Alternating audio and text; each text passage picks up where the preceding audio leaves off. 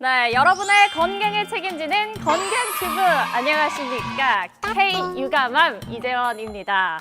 네, 벌써 5월이죠. 이 가정의 달을 맞아서 인구보건복지협회와 함께 아이들의 스마트폰 중독, 부모의 신경전에 대해 알아볼 텐데요. 특별한 손님들을 모셨습니다. 바쁘신 중에 귀한 걸음 해주신 양산부산대병원 정신건강의학과의 김지훈 멋쟁이 교수님 모셨습니다. 환영합니다.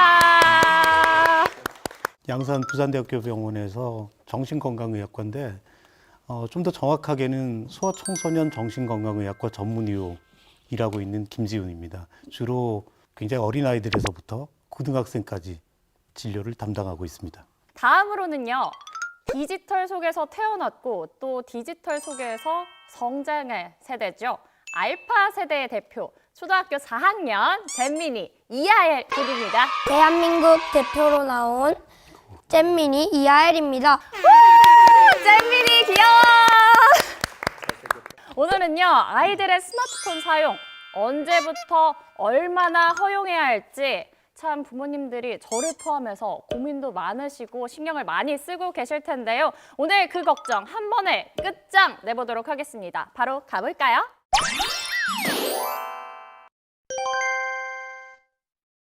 어린이 대표로 나왔잖아요. 스마트폰으로는 주로 어떤 앱을 좀 사용하나요? 유튜브나 막 축구 게임 같은 걸 많이 해요. 그럼 하루에 그 스마트폰 몇 시간 정도 사용해요? 한 2~3시간 정도? 그 정도 사용해요. 어린이들의 이 적절한 스마트폰 사용 시간이 따로 정해져 있을까요? 깜짝 놀랄 정도로 적은 시간이라는 느낌이 들고 이 정도면 집에서 갈등이 있을까라는 의문이 들 정도로 시간이 적은 편이에요. 그래서 적절한 스마트폰 시간이 몇 시간이다라는 개념보다는요. 어떻게 사용하는 시간이 몇 시간이다가 더 중요한 개념인 것 같아요. 예를 들어서 뭐 유튜브라든지 이런 정보를 얻기 위해서 스마트폰을 한두 시간 사용하는 것과 단순한 게임을 위해서 한두 시간 사용하는 거는 개념이 좀 다르겠죠. 그리고 뭐 게임도 휴식의 개념의 측면에서는 한두 시간 쓸 수도 있는 거죠. 어떻게 사용하는지가 더 중요한 핵심적인 문제다 이런 말씀을 해주셨습니다. 그러면 하일이는요 스마트폰을 좀 더 하고 싶었는데 부모님이 하지 못하게 해서 좀 답답했거나 화가 났던 적이 있을까요? 없어요. 그런 적 없어요. 엄마가 뭐 2~3시간 정해놓고 쓰는 거 적응됐거든요. 더 어렸을 때부터 안 된다는 것에 대한 확고한 좀 개념을 심어주면 우리 하일이처럼 2시간만 해도 저 만족해요 이렇게 할 수 있는 게 맞나요? 그럼요. 아, 결국 우리가 제일 짜증 날 때가 있죠. 줬다 뺐을 때. 처음부터 적절한 조절력을 잘 갖추게끔 구조가 잘 돼 있으면 나중에 이런 갈등은 되게 적어지는 거고요. 적절한 것에 대한 합의를 이룰 수 있는 그런 대화 방식이라든지 그런 분위기가 굉장히 중요한 개념이 돼버리는 거죠. 사실 이 어린이 개인으로서의 조금 문제, 뭐 발달 지연 이런 것도 솔직히 있을 것 같거든요. 어떨까요? 우리가 키가 크고 몸무게가 늘고 운동 능력이 좋아지는 것들의 대부분의 영향은 뇌의 역할이란 거죠. 다시 말해 뇌가 발달하는 과정도 굉장히 중요한 개념이고 이 발달은 청소년기를 지나서 성인이 될 때까지 계속 연결이 돼요. 이게 나이입니다. 만 5세, 만 20세예요. 이 앞부분에 쉽게 우리가 이해를 하자면 이 색깔이 파란색으로 짙어질수록 뇌가 성숙될 때 보이는 현상들이에요. 여기가 뇌의 뒤쪽 부분이에요. 우리 흔히 후두엽이라고 하는 그 뒤쪽 부분인데 여기는 뭐 시각 이런 것들 굉장히 어릴 때도 갖고 있는 능력들에 관련된 부분이에요. 그러니까 여기서부터 위치 감각이라든지 이런 부분들은 빨리 발달을 하죠. 근데 앞쪽에 보면 여기를 우리가 전두엽이라고 그러고 특히 요 이마 바로 뒤쪽 부분을 전두엽이라고 그래요. 우리가 생각하는 흔히 뭐 생각한다든지 감정이라든지 이런 부분 고위 인지 기능이라고 하는 부분들은 거의 다 전두엽의 기능이에요. 그래서 예전에 우리 외계인들 표시할 때 굉장히 우리보다 앞선 문화에 있다고 생각을 했었잖아요. 이 외계인들을 묘사할 때 앞 이마가 툭 튀어나오게 묘사를 했던 거죠. 잘 보시면 만 5세만 되더라도 별로 여기가 활성화가 안 돼 있어요. 이 말은 굉장히 고의적인 뭐 심각하게 사고하고 조절하고 이런 능력보다는 좀 더 본능적에 가까운 그런 움직임을 보인다. 이런 개념이 되고요. 이쯤이 청소년기예요. 청소년기가 되면 다 어른인 것처럼 보이지만 아직도 많이 발달 중인 뇌죠. 이게 만 20살쯤 돼야지 겨우 우리가 제대로 된 발달된 뇌라고 할 수 있는 거죠. 그래서 20살 이전에 공부해야 되는 게 맞네요. 머리가 굳는다는 말이 이 말이 그렇기 때문에 여기 지금 전두엽의 기능이 뭐냐의 문제죠. 결국에는 말씀드렸듯이 여러 가지 조절 기능이라든지 관리 기능 이런 것들을 하기 시작해요. 여기에서 뭐 심각하게 생각하고 감정을 조절하고 행동을 조절하는 이런 역할들을 하거든요. 스마트폰을 사용하게 되면 이게 다른 소위 물질 중독이라는 알코올이라든지 기타 유해 물질들 있죠. 우리 뇌에 영향을 주는 그런 물질들의 중독인 거하고 거의 비슷한 결과들이 있어요. 말랑말랑한 뇌예요, 아직까지. 그래서 어떤 자극이 오느냐에 따라서 이 뇌가 어떻게 네트워킹을 가지면서 성숙하느냐 이런 것들이 결정이 되는 거죠. 보상과 관련된 쾌락 중추라는 게 있어요. 이 뇌 앞쪽에서는 이런 것들을 컨트롤하는 능력을 갖고 있고 그 뒤쪽에 조금 깊숙한 부분에 있어서는 좀 본능적인 그런 역할을 하는 거거든요. 근데 중독이 되면 이 쾌락 중추가 계속 활성화가 돼요. 전두엽 쪽에서 그렇죠. 그럼 여기서 조절 능력은 상대적으로 떨어지게 되는 거예요. 이런 뇌의 변화들이 자꾸 오게 되고 다른 알코올 중독이나 기타 물질 중독들하고 비슷한 현상을 보이더라. 사실 저희 집에도 첫째 아이가 있거든요. 지금 4살인데 사실 밥을 정말 안 먹어요.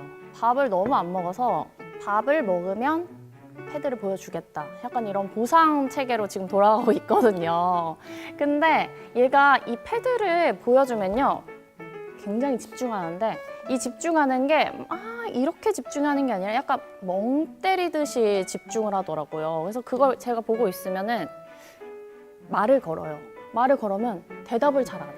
뇌 집중력 면에서도 약간 발달이 덜 되고 조금 지연될 수 있겠다 이런 생각도 들거든요. 자, 첫째 집중이라는 부분이 있어요. 집중이라고 할 때 우리가 흔히 집중력이라고 표현을 해요. 그래서 집중해야 될 대상에 집중을 해야 되는 거고 그리고 그 대상의 집중을 유지를 좀 해줘야 돼요. 내가 이렇게 힐끗 보고 이쪽 보고 얘기하거나 딴짓하고 있으면 집중력이 떨어진다가 되겠죠. 만약에 우리가 여기서 녹화를 하고 있는데요. 저쪽 문 밖에서 폭탄 터지는 소리가 들리거나 비명 소리가 들려요. 근데 여기서 패널하고 카메라에 집중하고 있으면 이상하죠. 저쪽으로 빨리 집중을 옮겨가야 돼요. 필요한 자극 또는 적절한 자극에 내 주의를 옮길 수 있는 능력까지를 포함하는 겁니다. 동영상이 끊어지지 않고 돌아가려면 한 30프레임 이상 돼야 되죠. 30프레임이란 게 1초의 화면의 개수죠. 그러면 이 화면이 알아서 자극이 바뀌어주는 거예요. 그러면 이 고정된 자극을 주의를 기울이는 것보다 훨씬 더 적은 힘 가지고도 주의를 기울일 수가 있게 되는 거예요.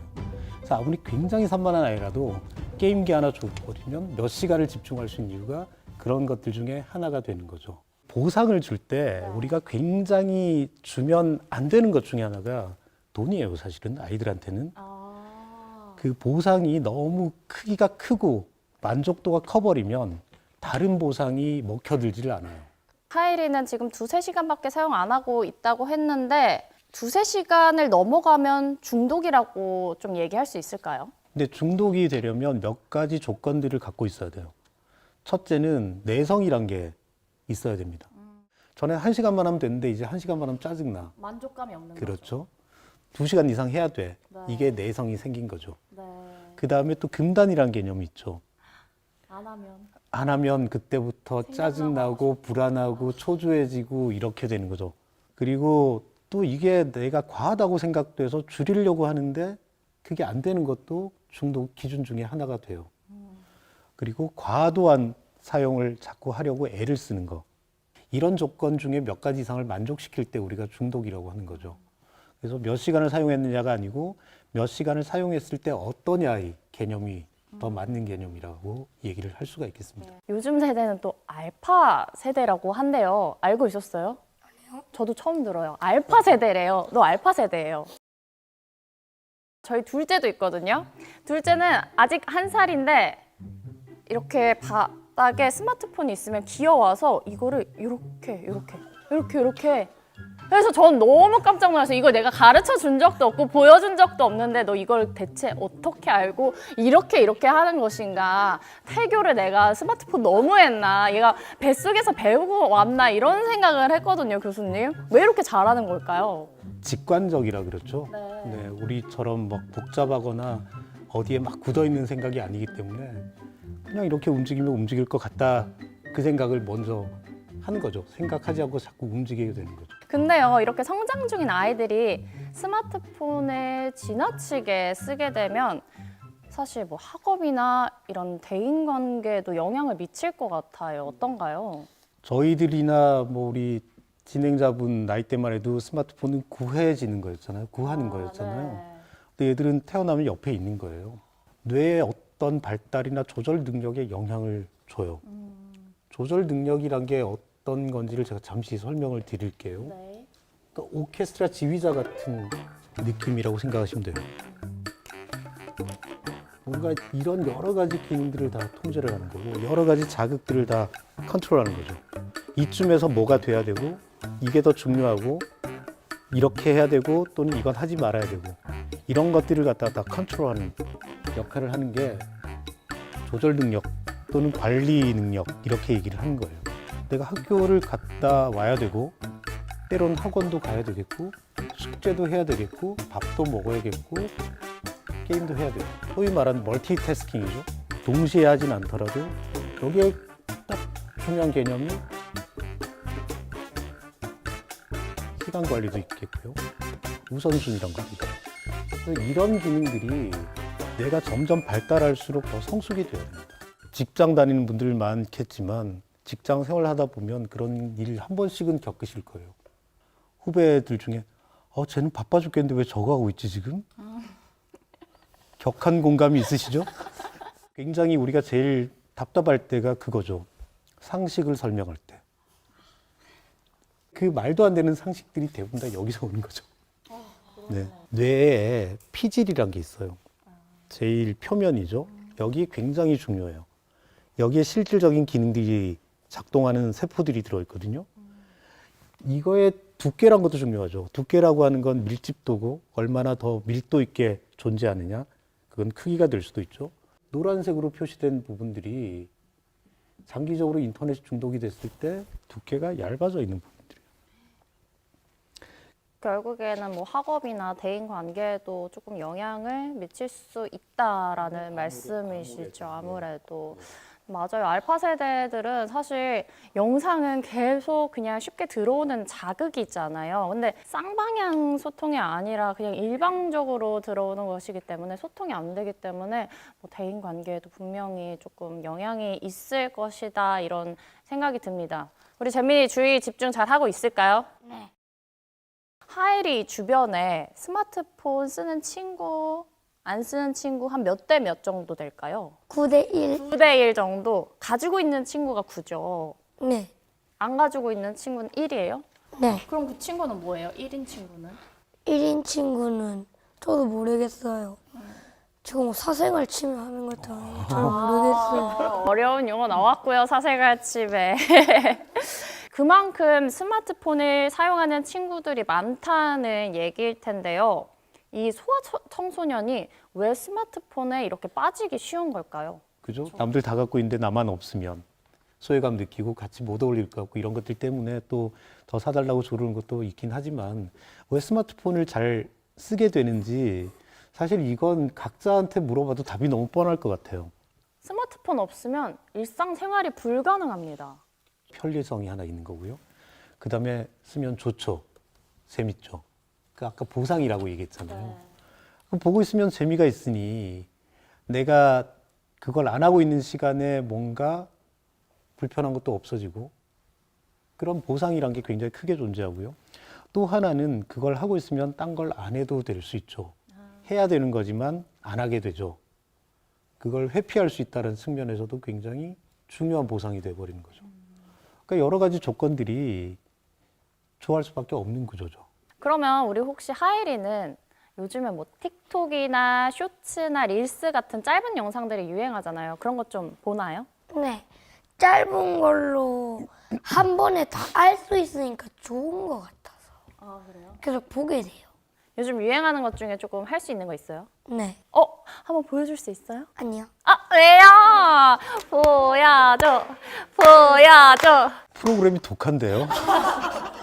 엄마가 다행스러워한다. 근데 사실 부모 입장에서는요, 이 스마트폰을 육아 보모로 사용하기도 하거든요. 이 공공장소나 애들이 울까봐 가면은 에티켓이라고 해요, 요즘에. 시끄럽게 굴면 안 되고 남에게 피해주면 안 되니까 이 유튜브 영상을 틀어주는 부모님들이 많이 계시거든요. 네, 육아계의 딸랑이, 육아계의 공갈 젖꼭지 이쯤 되는 게 스마트폰쯤 되는 거죠. 왜냐하면 주면 진정이 되고 조용해지니까. 왜냐하면 재밌거든요.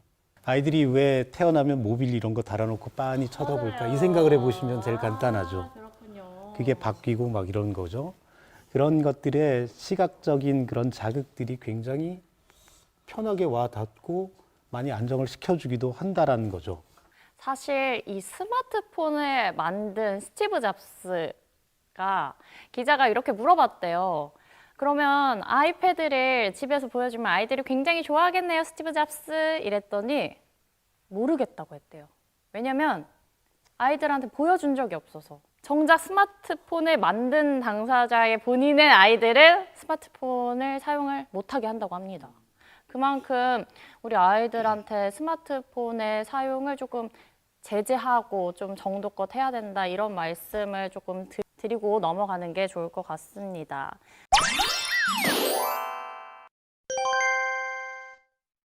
이 알파 세대의 부모 세대는요, 대부분 밀레니얼 세대인데요. 전 MZ예요. 이 밀레니얼 세대도요, 디지털 네이티브라고 할 정도로 스마트폰에 익숙하거든요. 그래서 스마트폰에 덜 부정적이기도 하고요.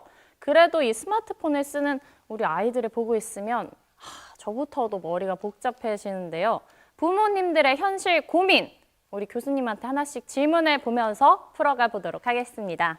하이리는 스마트폰을 사용하고 있잖아요. 근데 나 몇 살 때부터 조금 써도 될 것 같은지 그런 생각이 있을까요? 초등학생 입학하면 써도 될 것 같아요. 왜요? 초등학생부터는 생각이 좀 길어지고 하잖아요. 이거를 학습으로도 사용하고 있나요? 아니요, 저는 오직 재미. Yes, okay. 그러면 교수님 스마트폰 몇 살부터 쓰게 해주면 될까요? 조절력이 생겼을 때. 네. 조절력이 없으면은 이건 독이 되는 거죠. 그래서 내가 어느 정도 조절해주고 그 말이 먹히고 그 규칙을 따를 수 있을 때, 만약에 못 따르면 어떤 시스템을 마련해서 규칙을 못 따를 때는 어떻게 한다까지를 따를 수 있을 때, 이때가 줄 수 있는 타이밍이기 때문에 이건 계속 체크를 해보시는 수밖에 없을 것 같아요. 저희 첫째는 타이머를 사용하거든요. 이렇게 타이머가 이렇게 돌아가면 이렇게 빨간색이 자기가 볼 수 있는 시간만큼의 타이머를 쓰고 그게 띠띠띠 울려야 다 보면 그러면 그 자리에서 이렇게 일어나거든요. 그러면은 좀 조절력이 있는 편인가요, 교수님? 혹시 소아정신과 전공해 볼 생각 없으신가요? 어머님 보고 계시죠? 두루뭉술한 것보다는 시각적으로 딱 표시를 해주는 게 굉장히 중요한 겁니다. 이제 이게 막 끝날 때쯤에 한 번 더 말해줘요. 이거 이제 마지막이야. 시계 한번 봐봐. 이만큼 남았지? 이거 이제 마지막이야. 이렇게 얘기를 해줘요. 그럼 걔가 이거 마지막? 이게 마지막? 이러면서 마음의 준비를 하거든요. 그러니까 띠띠띠 하면 자기도 마음의 준비를 하고 있으니까 이게 마지막 열심히 보고 이제 끝내야지 하면서 딱 일어나거든요. 이런 엄마들이 있구나라는 걸 새삼 깨닫게 됩니다. 어머니 보고 계시죠? 갑작스럽게 끝내 이거는 네, 힘듭니다. 그래서 이제 시각적인 걸 또 다르게 이제 활용을 하려면 거기에 파란색 이렇게 표시를 좀 해두시고 나중에 되면 파란색이란 말을 만약에 알아들으면 이제 파란색이야 이렇게만 얘기해줘도 되는 거예요. 숫자로 된 시계보다는 훨씬 직관적입니다. 이 바늘 아날로그 시계가. 그리고 거기에 알람을 딱 맞춰둔다라는 건 굉장히 잘하시고 계신 거예요. 부모들의 아이들의 스마트폰 어디까지 좀 봐도 되는 걸까요? 수사하듯이 찾아내시면 관계 다 깨집니다. 핸드폰을 갑자기 엄마가 너 뭐 하고 있어? 이거 너 뭐 하는 거야? 너 뭐 하는지 엄마가 좀 볼게 이래도 돼요? 엄마가 제 거 마음대로 볼 때 뭔가 짜증나요, 살짝. 카톡에서 뭐 카톡방, 단톡방에서 내가 따돌림을 당할 수도 있고 누군가 나한테 욕을 할 수도 있잖아. 그럼 어떻게 하지? 엄마한테 말하거나 선생님한테 말해야겠죠? 그렇지. 이게 정답이거든요. 그러면 이 정도의 아이쯤이라면 굳이 왜 카톡을 봐야 될까요? 보호자들이? 말 못할까 봐. 우리 하엘이는 말을 잘하는데 말을 못하고. 말을 할 수 있게 만들어주면 제일 간단한 거죠. 그럼 어느 정도의 규칙이면 이 부모와 아이가 모두 만족할까요? 핸드폰 사용 규칙 1. 몇 시까지 한다. 2. 어쩌고저쩌고 한다. 3. 어쩌고저쩌고 한다. 자, 사인해. 엄마도 사인하고 딱 붙여놓는 거죠. 하엘이는 이런 규칙 어때요? 나쁘진 않을 것 같아요.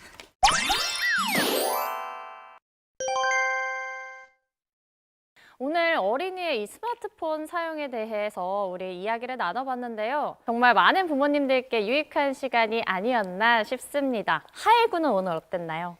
혹시 만약에 엄마가 모르는 게 여기서 있다면 엄마가 배웠으면 좋겠어요. 엄마가 지금 이 말을 탁 짚으셨거든요. 교수님께서는 그럼 혹시 시청자분들에게 해주실 당부의 말 같은 게 있을까요? 결국에는 그런 얘기를 할 수 있는 관계가 돼야 된다라는 거죠. 하이리처럼 이런 일이 있을 때 엄마나 선생님한테 얘기를 할 거예요 라고 하는 게 관계가 안 돼 있으면 또는 아이가 이 얘기를 해봤자 안 도와줄 것 같으면 우리는 그 얘기를 못 하게 됩니다. 관찰 지도하지 않을 때 갈등이 높고 거절과 비난을 받는 느낌이 굉장히 강할수록 이게 더 위로감을 줄 수밖에 없죠. 그리고 나이가 어릴수록 이런 굉장히 긍정적인 부모-자녀 관계가 이 인터넷 중독을 예방할 가능성이 많습니다. 잊지 말아야 될 건 아이들이 어리지만 엄연한 인격체란 얘기입니다. 엄마도 부모가 처음이고 연습이 없었어. 그러니까 너도 조금만 이해해 주렴. 오늘 이렇게 특별한 자리를 마련해 주신 인구보건복지협회에 감사드리면서요. 세상의 모든 부모님께 응원을 보냅니다. 우리는 다음 주에 또 만나요. 안녕.